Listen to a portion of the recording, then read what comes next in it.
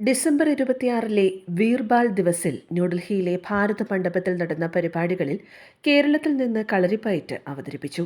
കേരളത്തിൽ നിന്നുള്ള 16-അംഗ സംഘം പ്രധാനമന്ത്രി അടക്കമുള്ള പ്രമുഖരുടെ മുന്നിൽ അവതരിപ്പിച്ച പ്രകടനത്തിന് ഏറെ പ്രശംസ നേടാനായി. ആ കളരിപ്പയറ്റ് സംഘത്തിൽ ഉൾപ്പെട്ട കൊല്ലം കൊട്ടിയം സ്വദേശിയായ റിയ സുരേഷ് ആകാശവാണിയോട് തന്റെ അനുഭവം പങ്കുവയ്ക്കുന്നു. കഴിഞ്ഞ 26 ഡിസംബറിനാണ് ന്യൂഡൽഹിയിൽ വെച്ച് നടന്ന വീർബാൽ ദിവസ് എന്നൊരു ഇവൻറ്റുമായി ബന്ധപ്പെട്ട് എനിക്ക് പങ്കെടുക്കാൻ സാധിച്ചത്.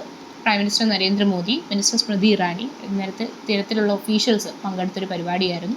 വളരെ നല്ലൊരു എക്സ്പീരിയൻസ് ആയിരുന്നു ഇതുമായി ബന്ധപ്പെട്ടിട്ടുണ്ടായിരുന്നത്. വളരെ നല്ല സ്വീകാര്യതയാണ് നമ്മൾക്ക് അവിടെ ലഭിച്ചത്. കളരിപ്പയറ്റിനോടൊപ്പം മണിപ്പൂരിൻ്റെ താങ്ത, അതോടൊപ്പം പഞ്ചാബിൻ്റെ ഖഡ്ക എന്നീ 2 മാർഷൽ ആർട്ടും അവിടെ പ്രദർശനത്തിനായിട്ടുണ്ടായിരുന്നു.